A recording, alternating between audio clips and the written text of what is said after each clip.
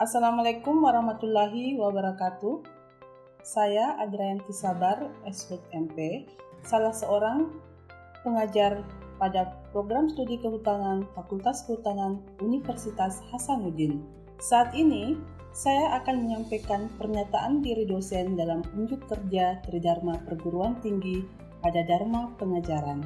Pada kesempatan ini, saya akan memperkenalkan mata kuliah manajemen hutan sebagai sebuah mata kuliah yang disajikan pada semester genap dengan kode mata kuliah 20 M01132702 dengan status mata kuliah wajib dengan nilai bobot kuliah 2 SKS. Mata kuliah ini membahas terkait konsep-konsep ilmiah, konsep teknis, konsep sosial ekonomi kehutanan dalam merumuskan preskripsi pengolahan hutan yang lestari. Bahan kajian yang disajikan pada mata kuliah ini yaitu terkait elemen-elemen preskripsi manajemen hutan yang mencakup tata hutan, penyusunan rencana pengolahan hutan, prediksi hasil, dan konsep-konsep pengolahan hutan lestari. Komponen perkuliahan pada kuliah ini terdiri atas kuliah, diskusi, pemaparan tugas, penilaian, dan evaluasi. Dalam mendukung pembelajaran mata kuliah manajemen hutan, maka capaian pembelajaran mata kuliah yang seharusnya dicapai oleh seorang mahasiswa kehutanan yang memprogram mata kuliah ini diantaranya adalah CPMK 1, mampu menjelaskan definisi, tujuan, dan fungsi ruang lingkup serta aspek-aspek ilmiah, teknis, ekonomi, dan sosial pengolahan hutan lestari. Pada CPMK 2, diharapkan mahasiswa mampu menjelaskan perkembangan konsep pengolahan hutan lestari dan tata kelola kawasan hutan. Pada CPMK 3, diharapkan mahasiswa mampu menjelaskan elemen-elemen dasar preskripsi pengolahan hutan dan mengaplikasikannya secara hipotetik dan praktik pada hutan produksi, hutan lindung, hutan konservasi, hutan penggembalaan, dan hutan wisata. Pada CPMK 4, diharapkan mahasiswa mampu menjelaskan teknik-teknik pengaturan hutan pada hutan seumur dan hutan tidak seumur dan mengaplikasikannya secara hipotetik dan praktik. Pada CPMK 5, diharapkan mahasiswa mampu melakukan analisis pengambilan keputusan pengolahan hutan secara hipotetik dan praktik. Materi pembelajaran secara keseluruhan dirangkum melalui materi berikut ini, yaitu materi terkait definisi, tujuan, dan fungsi ruang lingkup, serta aspek-aspek ilmiah, teknis, ekonomi, dan sosial pengolahan hutan. Yang kedua, terkait perkembangan paradigma pengolahan hutan lestari yang mencakup timber management, forest resource management, forest-based ecosystem management, dan yang ketiga, yaitu terkait tata kelola kawasan hutan Indonesia, mencakup kebijakan dan partisipasi masyarakat dalam pengolahan hutan. Yang keempat, terkait 3 elemen dasar preskripsi pengolahan hutan dan memandu penyusunan preskripsi pada unit pengolahan KPH. Yang kelima, materi terkait penyusunan metode pengaturan hutan dengan teknik aturan areal, aturan volume, serta kombinasi aturan areal dan aturan volume. Yang keenam, terkait dengan instrumen-instrumen sosial, ekonomi, dan lingkungan dalam pengambilan keputusan pengolahan hutan untuk tujuan memproduksi kayu, bukan kayu, dan jasa lingkungan. Keseluruhan materi tersebut terangkum di dalam bahan kuliah yang disajikan oleh pengampu mata kuliah yaitu Prof. Supratman dan kawan-kawan bersama saya sendiri pada buku ajar manajemen hutan, di mana buku ajar ini telah mengalami proses revisi sesuai dengan penelitian yang telah kami lakukan di Laboratorium Kebijakan dan Kewirausahaan Kehutanan. Selain itu, bahan kuliah juga didapatkan dari jurnal-jurnal maupun publikasi yang sifatnya nasional maupun internasional. Selama pandemi COVID-19, bentuk dan metode pembelajaran yang disajikan untuk mata kuliah manajemen hutan ini masih bersifat daring, di mana pada pembelajaran bersifat asinkronos dan asinkronos. Pada sinkronos, kuliah tatap muka dilakukan melalui virtual Zoom meeting, sedangkan melalui asinkronos kuliah menggunakan LMS Sekolah, yang mana di dalam LMS Sekolah ini terdapat forum diskusi, materi, tugas, kuis, mis-tes, dan ujian akhir, yang mana keseluruhan proses pemberian tugas dapat langsung dievaluasi melalui LMS sekolah tersebut. Sebelum proses pembelajaran, kami membuat kontrak belajar, di mana kontrak belajar ini disepakati antara dosen dan mahasiswa dengan komponen sebagai berikut. Tugas 30%, kuis 10%, mid test 25%, ujian akhir 25%, serta keaktifan 10%. Sebelum melakukan proses belajar mengajar, grup WA kelas sudah harusnya tersedia, di mana pada kelas manajemen hutan terdapat 5 kelas, dan di mana setiap kelas telah tersedia grup WA kelas. Grup WA kelas ini digunakan untuk memperlancar komunikasi dan efektivitas proses pembelajaran di dalam pengampuan mata kuliah manajemen hutan ini. Selanjutnya, setiap mahasiswa yang mengampu mata kuliah manajemen hutan seharusnya mendaftarkan diri ke LMS sekolah kelas masing-masing. Sebagai tugas, pada akhir kelas ini ada tugas yang akan diberikan, yaitu terkait pengaturan hutan sumur dan tidak sumur, di mana tugas ini telah memenuhi CPMK 4 dan telah dibatas pengumpulannya melalui pihak sekolah pada tanggal 12 April 2022.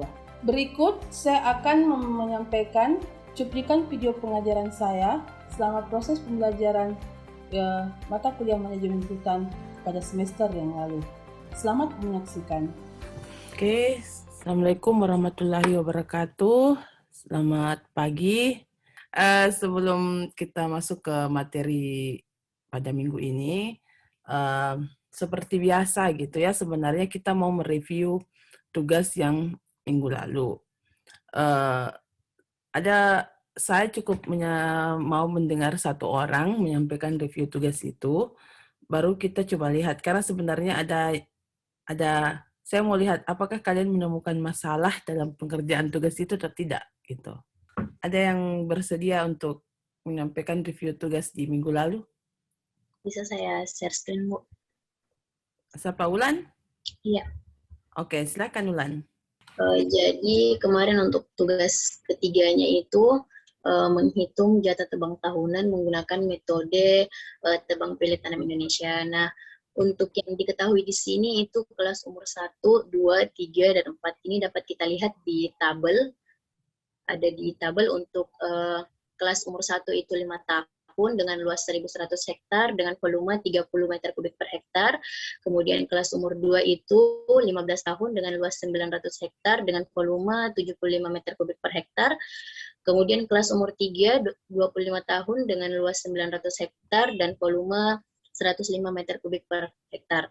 Dan yang terakhir itu kelas umur 4 dengan umur 35 tahun dan luas 700 hektar dan volume 130 meter kubik per hektar.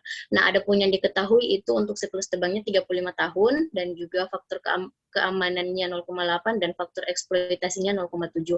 Ini untuk faktor eksploitasi dan faktor eksploitasi dan faktor keamanan itu katanya ketentuan, kalau nggak salah ya, Bu. Kemudian untuk yang ditanyakan itu jatah tebang tahunannya. Nah, ini untuk penyelesaiannya, rumusnya itu luas areal efektif dikali potensi per hektar dikali 0,8 dikali 0,7 per 35. 35 itu diambil dari siklus tebangnya. Nah, untuk luas areal efektifnya itu dapat kita lihat di tabel, itu 1.100 ditambah 900 ditambah 900 ditambah 700, kemudian dikali dengan potensi per hektarnya, itu juga dapat dilihat di tabel. 30 ditambah 75 ditambah 105 ditambah 130 dikali 0,8 dikali 0,7 dibagi 35. Nah, itu dimasukkan saja ke rumus, kemudian dijumlahkan, dibagi 35, dan inilah hasilnya 19.584 meter kubik per hektar. Nah, untuk perhitungan per kelasnya, ini untuk kelas umur 1, umur 2, umur 3, dan umur 4 itu dengan rumus yang sama. Kita sisa masukkan juga, angka yang ada di tabel. Untuk kelas umur 1 itu dia mendapatkan hasil sebanyak 528 meter kubik per hektar. Kemudian kelas umur 2 itu 1.080 meter kubik per hektar, kelas umur 3 itu 1.512 meter kubik per hektar, dan kelas umur 4 itu 1.456 meter kubik per hektar. Jadi untuk keseluruhan itu ini nilainya 19.584 meter kubik per hektar. Mungkin itu Ibu. Terima kasih banyak. Oke, thank you, Ulan. Kita masuk di sini ya, di pengaturan hutan dengan menggunakan metode riap dan pertumbuhan tegakan. 2 minggu yang lalu kita sudah belajar tentang pengaturan hutan tidak seumur dengan pendekatan metode TPTI yang pertama, yang kedua dengan pendekatan metode growing stock tumbuh tersisa ya. Yang ketiga ini dengan pendekatan metode riap atau pertumbuhan tegakan. Ya. Kita lihat satu persatu. Yang pertama, menghitung tebangan tahunan berdasarkan riap atau pertumbuhan tegakan. Ingat bahwa semua pengaturan hutan ini, yang rumus yang telah diajarkan baik pada hutan seumur maupun hutan tidak seumur, itu semua mengajarkan bagaimana cara menghitung atau memperkirakan nilai dari jatah tebang tahunan dari setiap rotasi atau daur dari setiap tegakan. Ya. Di sini Ibu akan memperlihatkan ada 3 rumus ya. Ada pertama ini ada rumus Mayer. Seperti yang kalian lihat rumusnya itu adalah Vn sama dengan V0 ya. Di K dalam kurung 1 ditambah IT ya. IT itu adalah persen pertumbuhan untuk seluruh tegakan ya. Dibalas kurung di pangkat N ya, baru kurang A di bawah, kurang A itu tebangan tahunan atau siklus tebangnya, tebangan tahunannya, waktu tebang tahunannya itu bukan N dikurang A tapi pangkat N baru kurang A-nya di bawah ya. Tolong diperhatikan jangan sampai N-nya yang kamu jadi semua ini barisnya ini mengikuti ya, ini barisnya ini. Jadi pangkat N baru dibawa, ini kurang A, baru dalam kurung 1 tambah IM, pangkat N kurang 1 dibagi IM. Ya. Nanti kamu bisa mencoba menghitung, tapi memang dalam menghitung JTT menggunakan masing-masing rumus ini akan berbeda-beda yang diketahui. Ya.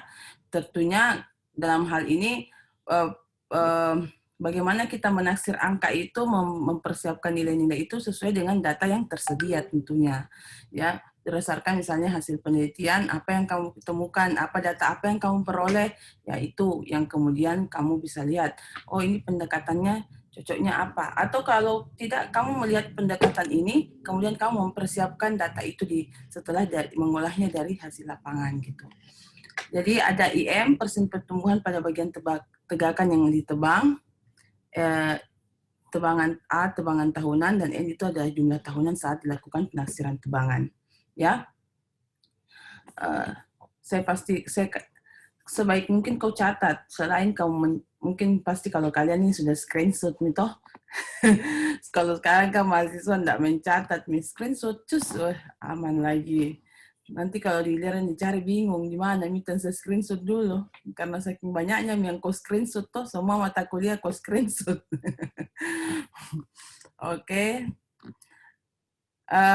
Sehingga kalau kita mengeluarkan, mencari volume tebangan, ya, volume tebangan ini menurut Mayer, jadi ini tebangan tahunan yang kita mau cari, misal A, ini kan dari rumus ini ya, volume tandon. Ini kita mau kemudian mencari volume tebangan.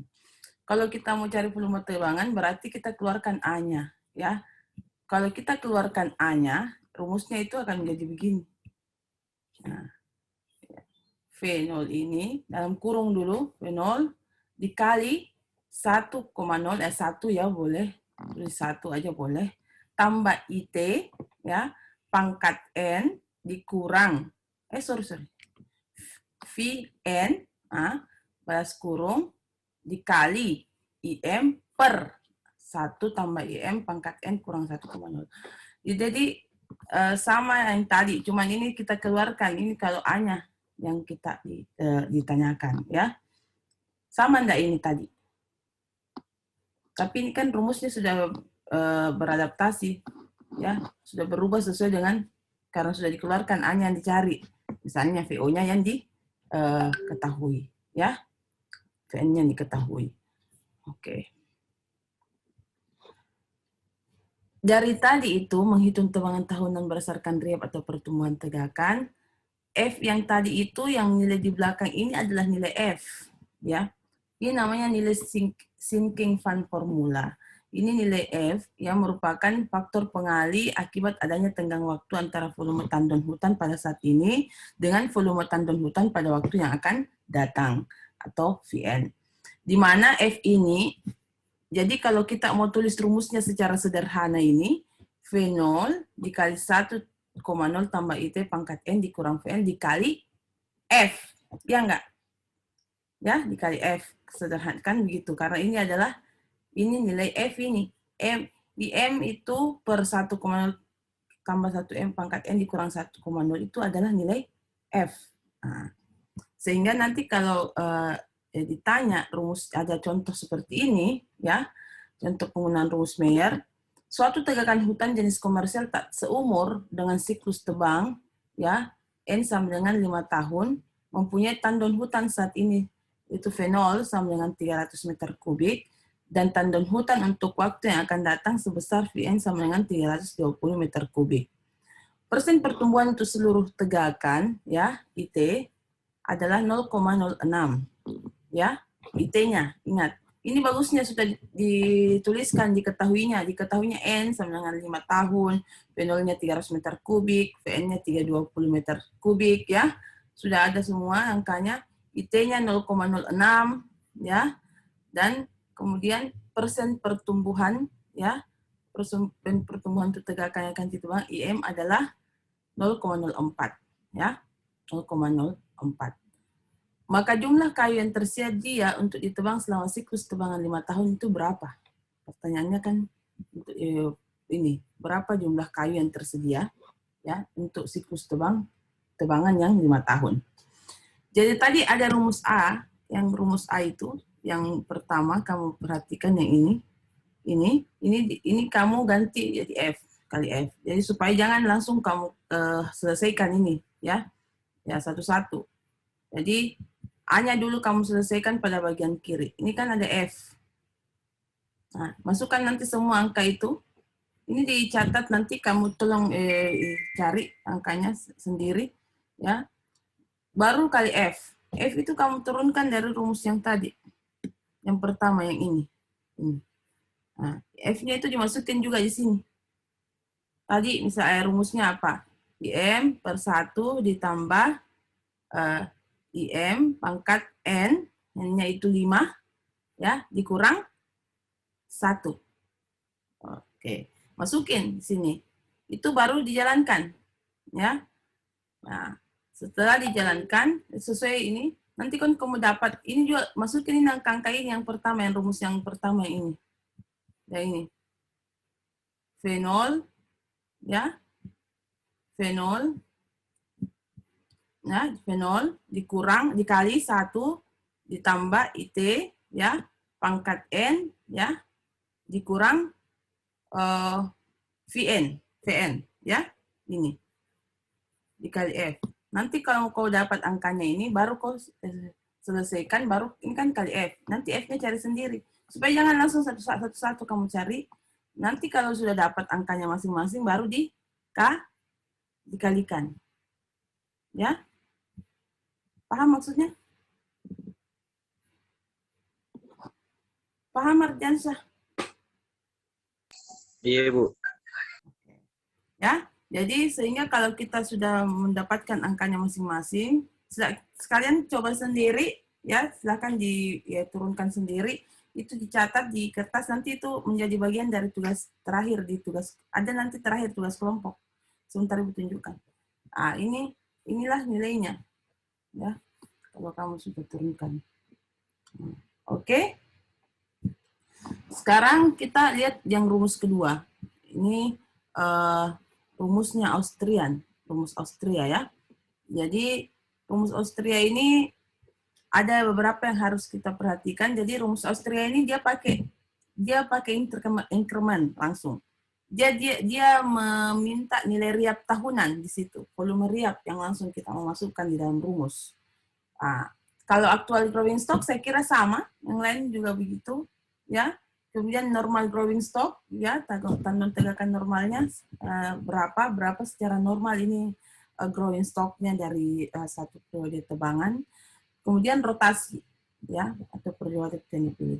Jadi sesuai rumusnya ada 4 hal yang harus kita perhatikan kalau untuk menggunakan rumus Austrian ini. Yang mau diketahui apa? Ya sama, JTT juga, jumlah tebangan tahunan juga, ya, gitu.